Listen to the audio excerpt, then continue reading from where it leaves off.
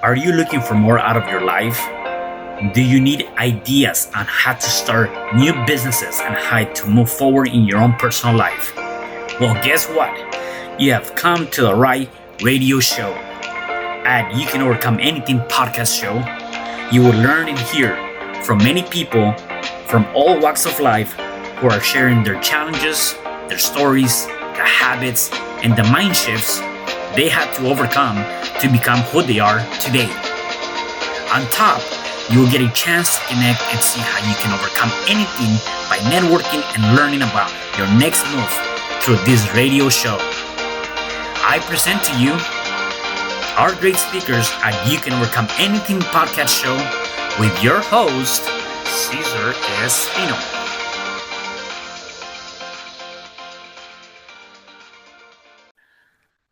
Hello there, and welcome back to another episode of You Can Overcome Anything podcast show. It is your host, Cesar Espino, and today I have a special guest. Her name is Kym Coco. She is an author, nature-loving yogi, and dog mama of two Staffies. She holds a master's degree in sports kinesiology and two 500-hour yoga teacher training certificates.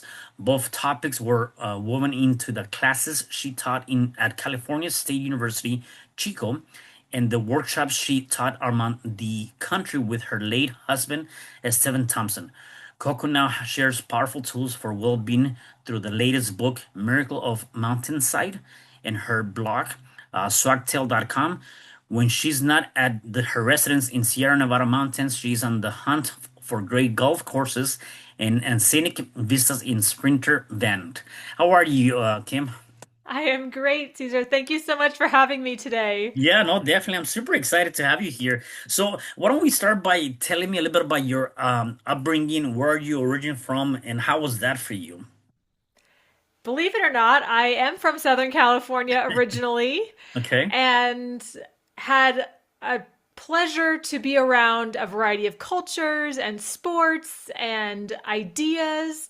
And it was really a foundation in that athletic world Mm, that was the jumping off point for my study of kinesiology, which is just a fancy way of saying human movement.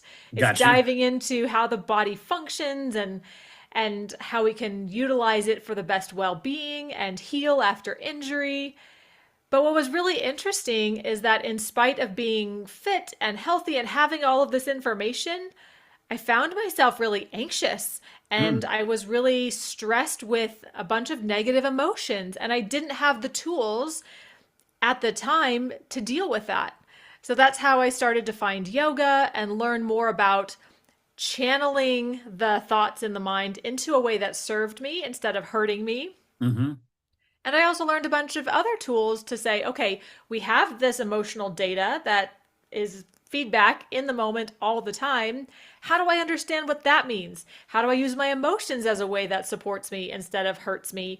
And that really became this 2 decade journey of blending the formal academia with the mind body techniques, the ancient practices of yoga, and all of the modern science we have today to prove that we have a lot of control in our life. Yeah, you mentioned something, and I think that's important to take note. And going back to the idea of we have a lot of control of things that happen within us, right? Yet not knowing how to go about handling that and or doing that. And so you mentioned that even though you were athletic, you had all these great things, right? Deep down, there was all these negative emotions, right? Um, I believe that people go through a lot of those things, right? A lot of those emotions, and sometimes people cannot understand or more or less comprehend what an emotion can do to you. So let's go a little bit deeper into that because I think that's huge, right? I know an emotion is a feeling, something that you have. It could be happiness, it could be sadness, it could be depression, it could be multiple different things, right? And that can lead us into different pathways. So let's talk about that for a second. Well, the first thing I'd like to say is that I think of emotion as energy in motion. Mm, It's moving through our system. You mentioned four different parts of the spectrum, and we can go through those in a series of seconds or, like you said, throughout our lifetime. So if we can look at that as energy in motion, or information in motion, then it helps to say, okay, what am I going to do with this? Can we step back and say, yes, I'm a physical being, but I'm also an energetic being. Mm. If you took us apart, we're more air than matter at the even the atomic level. So let's go back to emotions. We respond to our environment by default. The people, the circumstances, our surroundings give us feedback, and our senses take in that information. And based on our perception of the world, the thoughts we experience, the beliefs we have in life, that filters how we take in that information and what emotions, what feelings are tied to that experience. Mm. And sometimes that's by choice. And sometimes, and many times, in the case of how we take in information as a child, we're sponges from 0 to 6 years of age. So a lot of the patterning of our past, of our parents, our grandparents, those in our community, they affect us. What I like to lean on now, knowing how much I know, those emotions, they happen. The way we experience or respond to our environment, it happens. Sometimes that is uncontrollable. And yet we have the tools to say, okay, what can I do now? What emotion do I want to feel now? Maybe I was angry because that person said something rude to me in the store, but I know I'm in integrity. I was doing my best. It was an accident or whatever it is. And you can start to switch the trajectory of the emotional experience. Again, there are a lot of different tools we can use for that. Right. But just even knowing that we have the capacity to say, A, things happen. B, sometimes we respond in a way that we might not have expected or might not even want to have happen, but we have control over what we do next. And there are a lot of ways we can start to step into that empowerment and reshaping our next moves. Got you. And even with being able to do that, I know that it takes, as you said, it takes time and perhaps, to go through that. You've been in this journey for over, the 2 decades, right? But not only does it take time, you talk about the tools, right? And there's so many different tools, and I believe just like right now, there's so many different resources out in the internet and so many things that we can do that sometimes we get boggled down with, well, which one might be the best one for me, or what should I practice? Should I meditate? Should I do yoga? Should I journal? Should I do all these different things, right? As you said, they're tools. How can one best know what they should start working with, number one, to start controlling their emotions, right? Because sometimes we don't really control our emotions, they control us, right? And so we can turn on and off certain things to serve us better and have a better life. How do we go about deciding what tools to use? Based on what you said, I'm going to see if I understood you correctly and then I'll answer your question. So the first question is, what tools do we know how to use? Right. Yep. Right? Okay, so let's start there. The first I'd like to say is it's easy to think all or nothing, black or white, best or worst. And what if we reframed that to there are a variety of tools and there's not a one size fits all approach. The hammer works sometimes to drill, to put a nail in a 2x4, but Hmm. yet you need a screwdriver to unplug the switch plate or get the switch plate off of your light socket. Mm. So let's go ahead and say we have a variety of tools, and sometimes they work better than others, and sometimes we want to put together a package where we use a few different tools so that we can address the situation at hand. Hmm. So that's the first part of my answer. I think the second thing I would like to say in that regard is there are long-term Mm. tools and short-term tools. If there's a fire, you don't go sit and meditate. You want a fire extinguisher. Right. So in those moments of greater upset, we want some more immediate tools that will recalibrate the nervous system and bring us back into balance so at least we feel like we have more control as opposed to being reactionary. And then we can start to lean on some of those other longer term tools so that the next time we maybe encounter something similar, it doesn't set us off in the same way. So we can start to shift the perspective of the surroundings so that the negative emotion might not hit us in the same way, or we might even stay more neutral, and then have clarity of how to act differently. And we can actually act differently in the face of a very similar stimulus. Yeah, no, gotcha. Okay, so that makes sense. So, definitely, I think understanding, like you said, more of a long term or short term, what's going to help us at that moment, right? How, talking about all these different tools too, and just kind of going deeper into that, and different modalities that people can utilize.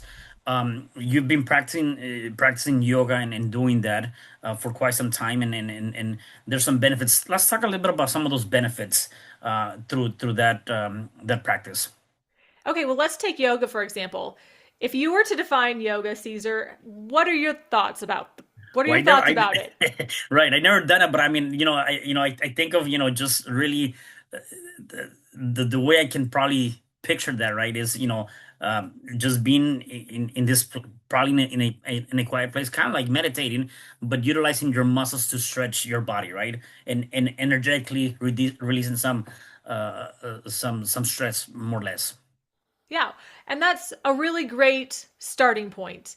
And what I like about yoga is it has so many myths and um, nuances that and we see so many pictures in the media that it offers us really only a glimpse of, say, the entire picture. Hmm. So I like to think about yoga as a ship's wheel with, the old like wooden handles, and you have Yep. 8 different ways to grab the wheel of your life, because Mm. yoga is just a vehicle to find alignment. We talk about flow in sports. It's that ability to meet the challenge at hand. It's the ability to know I have a certain skill set to step up and perform well or play better or be present. So if I think of yoga as this wheel to help us navigate the journey of our life, there are the physical elements, which are those poses we see, and the breathing techniques, which are great in the Hmm. short term, immediate situations to kind of calm ourselves back down. But those are two physical elements. Those are only two of the eight. Mm. Two of the others are how we approach our surroundings with values, with principles, the integrity in which we move forward. Three of them are about the mind, how we use our attention, how we're able to zoom out or how we're able to zoom in and then maybe hold that attention on one singular object or person or something that matters and eliminate the distractions.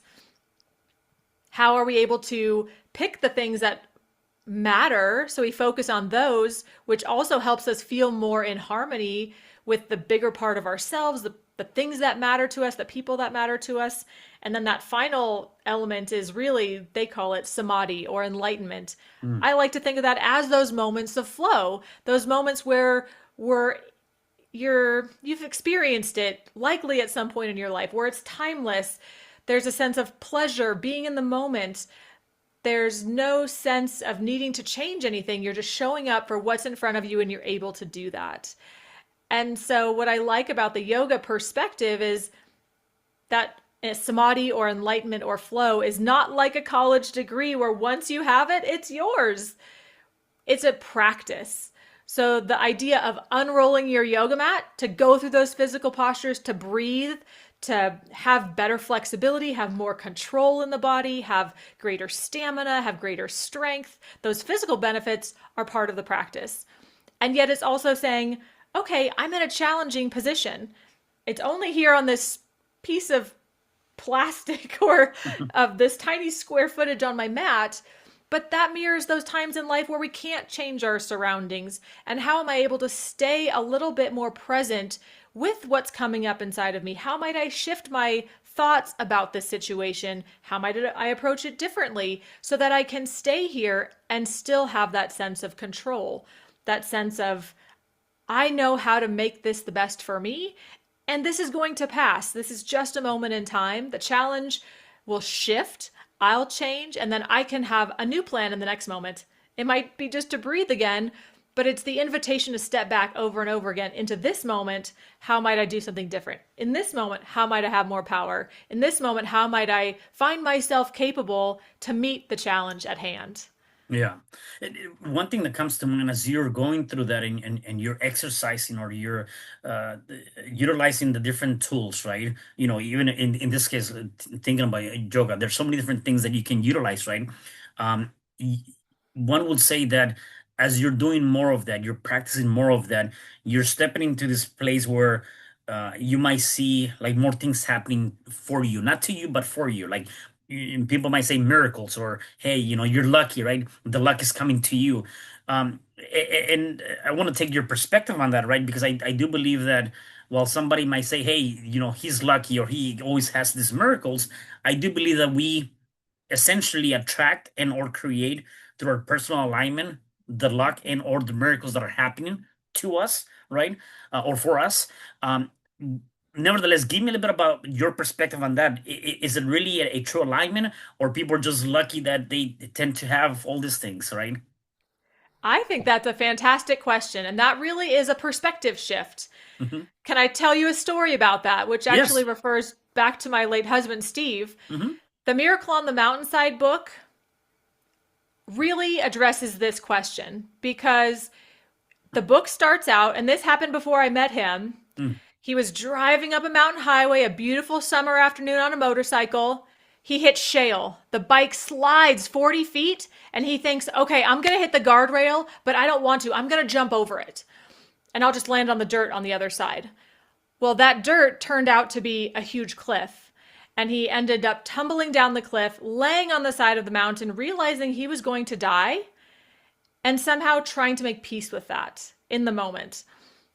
The amazing thing is that he had a miracle rescue. Somehow, firemen were coming on a fire road. They saw light on his helmet, and they saw the bike when they actually got to that section of the road. That seems odd. Let's stop and check. They were able to get a helicopter to come down. They were able to bring blood, not just plasma, so he was able to have a second chance at life. And I say that meaning he had 20 reconstructive surgeries. He was 3 years in a hospital bed and 3 more years just to learn how to walk. Wow.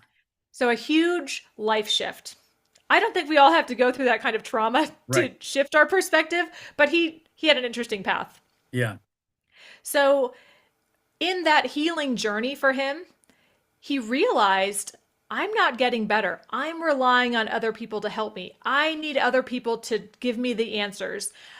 I'm afraid of what living actually looks like. I have to tell my wife that I don't want to go back to our business. I want to do something new. And the empowerment that needed to come into place for him to take ownership of his life, of his emotions, of his thoughts, of the dreams, of the pathway he wanted to take forward. And actually, the belief that I have a sense of control over how my body heals and how I move out into the world, that was a huge shift. And so he called the Miracle on the Mountainside, he thought it was something outside of me. Mm. And by the end of his life, which is a philosophy both of us share, we have the capacity to understand how we think and how we feel. And when we do so on purpose, more and more, and make that a habit, when we find feeling good, appreciation, satisfaction, generosity, those really good feeling emotions, the thoughts that support them, and not just up in our head, but actually in the full body sensory capacity, Hmm. we become like you said, a magnet. We are electromagnetic beings. So the thoughts pulsating out into the world what we want, our hearts, the emotions actually helping draw back those experiences. And so, yes, we would say by his story, and I agree wholeheartedly, that the miracles are all around us. We live in this fabric, this matrix of love and well being. And it's through our attention, it's through our choice to feel on purpose that we can start to become a match to those things we seek. That's not a miracle outside of us. We started it within. Yeah, I love that. It kind of reminds me too of an African proverb because we talked a little bit about the mindset. We talked about the answers being within, right? Um, uh, there's an African proverb that says, "When there's no enemy within, there's no enemy outside that can do us no harm." Right? And when I think of that, there's a lot of different things that come into mind. Number one, obviously, I do believe that the thoughts that you put into your head, regardless of politics, the government, whatever crisis might be going, while they might affect your external world, you have control of your internal. world, right? And so I do believe that that can create for you, again, based on those thoughts, the ideas, and or what comes into your place, you're creating your path, right? I think the challenge, though, kind of going back to it, is having that mind shift. Part of the challenge, though, is how do how do people step into that space? How do people fall into that place of, yeah, maybe this is part of the answers that I've been seeking for, right? As I move forward in life, yet I don't know how to tap into that. So, what will be your advice in terms of that? I think the first thing I would say is awareness helps. The idea, opening to the possibility that I could shift how I think and feel, is the first way to go about it. Because it's a lot easier to say, they're making it hard for me. They're making the rules and Mm, I don't like them. And so I feel powerless. So the first idea to step back and say, well, they don't get to control how I think and feel. Even just that level, number one, helps. Number two, I think it's stepping back to basics because that sense of being overwhelmed and unable to make a change is often something that already has so much momentum. The government system in place has momentum. These relationships have momentum. In Steve's case, the hospital system and the plan they had him on to get better seemed overwhelming, even if it wasn't working and he couldn't figure it out. So, this ability to step back and go back to a basic. What's something in my immediate environment I can control? And let's say we want to think and feel on purpose, but what is one thing I could do if you take the politics realm? Maybe it's going and doing a little bit of research to find out how that got into place, picking someone you want to vote for, starting to be part of a proactive movement that you can advocate for the well being you're seeking. If it's in a relationship and it's going in a direction where you feel like maybe that's not where I want to go, it could be part of your, let's say your office initiative and the yeah. team collaborations, and you don't really like the project. Maybe there's a way you can voice how you feel. Maybe there's a way to talk about this. What other approaches can we take? What role do I have in this? Can I step back and maybe approach it differently? Even if the whole is going in this way, can I shift my position in this so that I feel like it can be something I'm on board with and it's not draining my energy and it's adding to it instead. Yeah. What No. do you think about that so far? No, I think you're right. I mean, that definitely, and again, is what I call some golden nuggets, right? Because there's definitely a lot of value in that. And again, sometimes we need that kind of like the blueprint and or starting point for us to be able to start doing something and taking action, right? So we're able to start overcome some of those challenges. One of the talking about challenges and even yourself, right here in my notes, I have one of the bigger things that you have to overcome is also you were part of that motorcycle over a cliff, right? And being able to overcome that. So, how do you recoup from something like that? Number one, right? And then still go back to not only because you had a mind shift or you have this mind shift, but how do you embrace, right, the rest of your life, right? And still be active and still be able to do the things you do because you're obviously always out and about, right?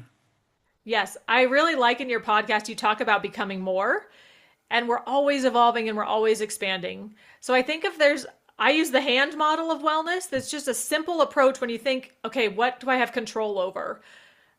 I think of the hand as a way to step back and meet our basic needs, to open up the door of clarity so you can say, well, there's got to be something in this list that I can address right now that will help me overall. Again, eating an elephant one bite at a time, getting Mm, well one activity at a time, thinking differently one thought at a time. So the first would be your physical health, nourishing yourself, getting out and moving, taking the time to rest and recover, the different ways we're sleeping. There's so much information out there. And again, it's kind of finding out which is going to work best for you. And we're changing all the time. So what worked yesterday might not work today. So paying attention. We have the intellectual self. A lot of this is about curiosity. mm. What interests you, Caesar, is different than what interests me. And that's beautiful.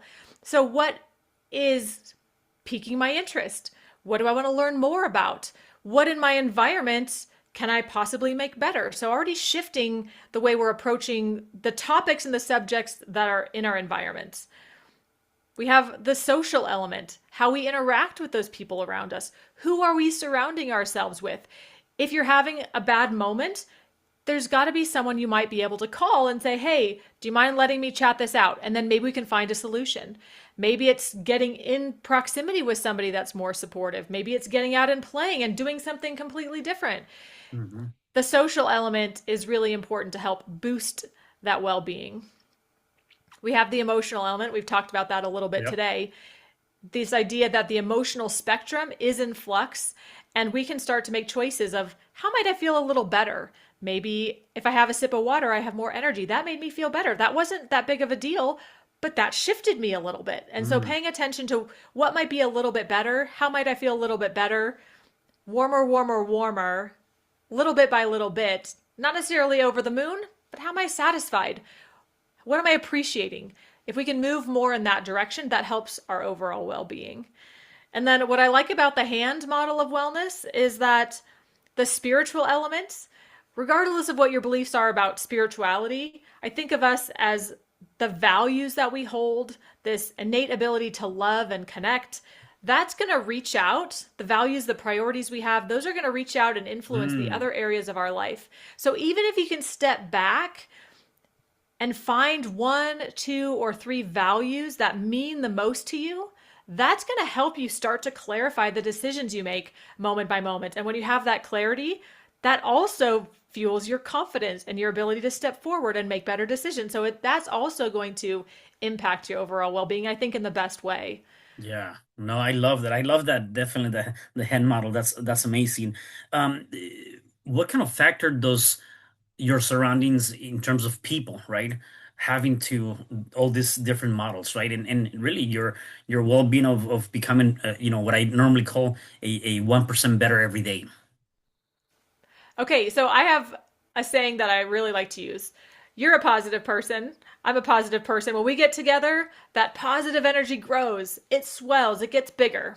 Mm. Now, if you're in a bad mood and you meet somebody else in a bad mood and you start complaining and you want to, you know, pick apart everything that's wrong in the world, that negative energy is going to grow. It's amplifying between the two of you. Mm.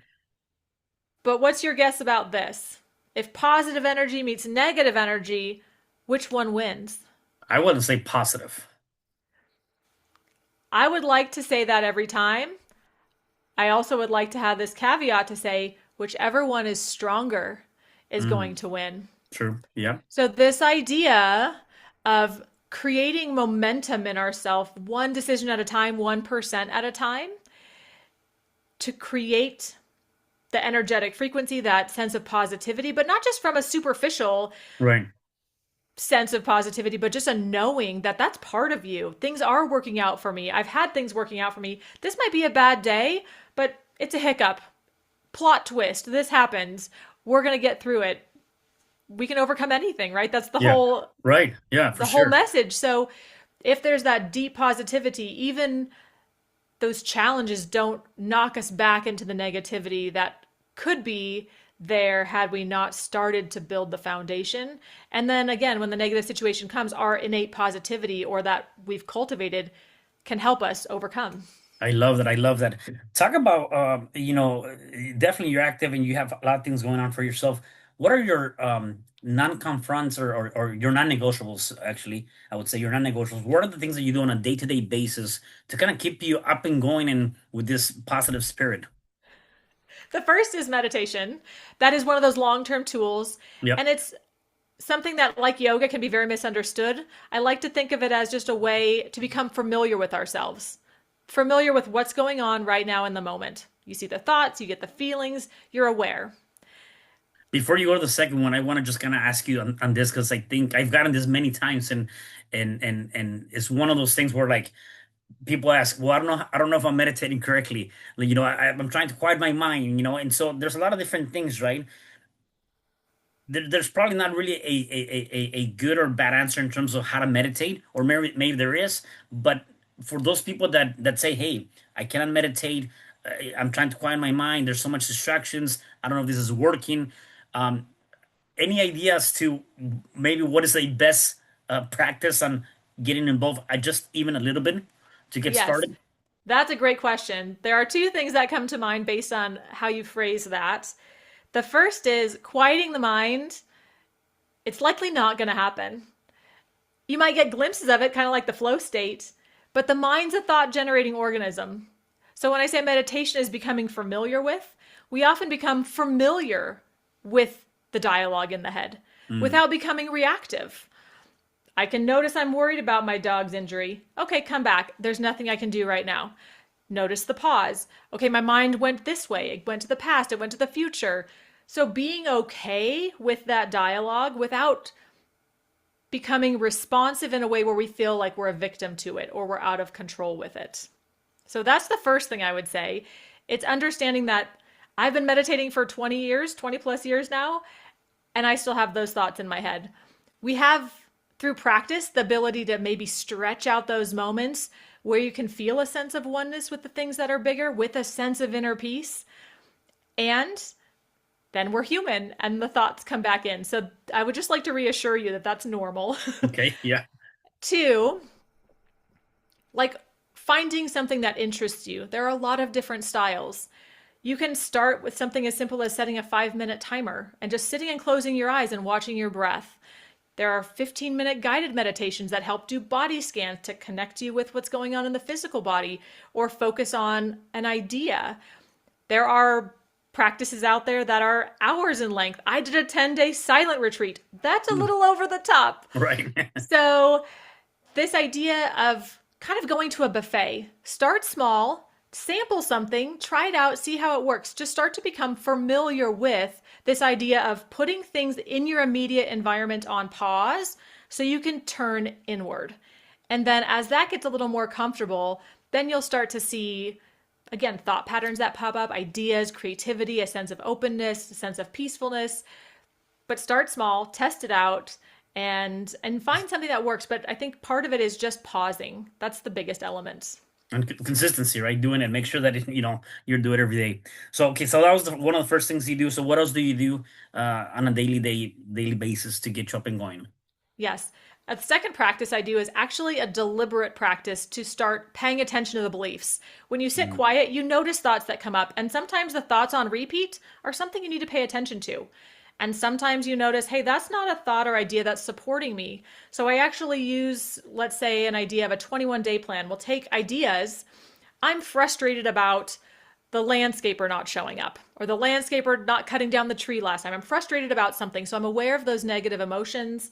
I can change that to I trust that I can find a landscaper that's going to do the job. I know I mm, can have a discussion. It starts to rephrase the dialogue and then actually starting to change that dialogue so it sits in the senses, in the body. So there's a lot of different tools to do that, but just something as simple as paying attention to the thoughts and the emotions that come up and internalizing those emotions for the better.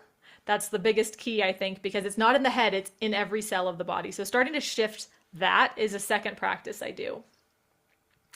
A third is I move. And whether that's on my yoga mat or getting out in nature, I think even something as important as getting out in nature helps us zoom out on the nuances of our own life and gain perspective. There's yeah. so much harmony in the world around us as the trees are coming to life in spring, and I'm watching the geese come into the cove and seeing all of I mean, we have a Dixie fire that happened a couple years ago where you have 1 million acres of burned, charred forest. And yet there's beauty in how that plays a role in the bigger sense of balance. Hmm. So I think by stepping out, whether again it's moving in nature and breathing in the fresh air, or in my case, sometimes many times getting on my yoga mat, many times both, the movement element, the stepping back for perspective, Yeah. and just getting out in nature is an immediate way to shift that. So I think that's really great. Man, I love that. That's huge.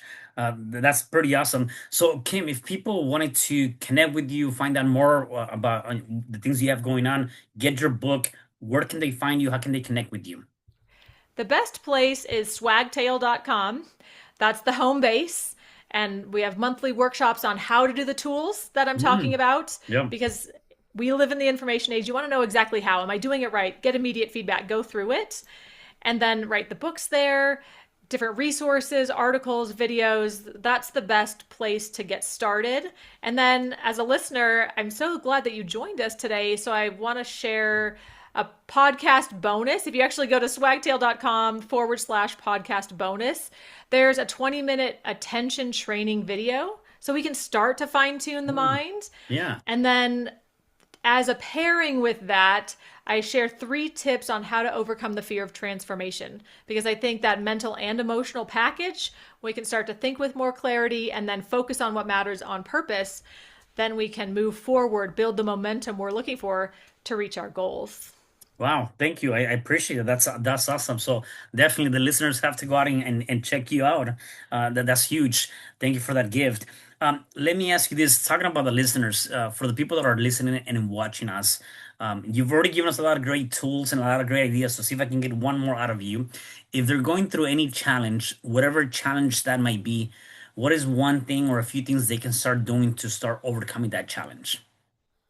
That is a great question. I think the challenges make us stronger. Mm, And I will tell you, I'll give you this last little example. So when Steve was really ill and before he passed away, it was easy to look at him in decline because that's the physical person I saw. And so in the experience, I had the opportunity to look into his eyes and see how beautiful they were. Look at the kindness. I had the ability to look at his smile and hear his words of encouragement. I could think about his wisdom and the life he had lived and was still living. He wasn't gone yet.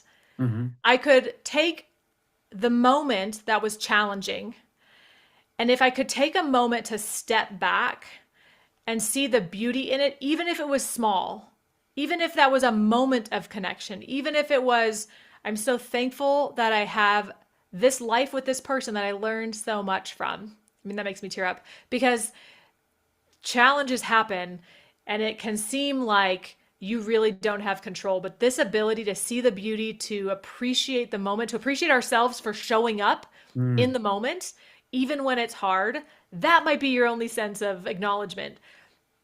But the way appreciation affects the heart, it affects our lens of how we see the world. Science is showing this more and more and more. If we can tap into those minuscule seconds of appreciation and let those amplify, it really does benefit us on a lot of levels. Yeah, I love that. I love that. And even like you said, even in those tough moments or in those moments where we feel like there's no way out, I do agree with you. I think the idea or the thought of appreciating, just even the smallest things can help us start seeing things from a different perspective, right? And shifting our mind to a bigger focus. So I do believe that that's huge. So thank you for that. I had a really great time having this conversation with you, and really appreciate everything you have to share, all the different knowledge and ideas you gave us, Kim. So thank you for that. Any last minute things you want to say before I let you go?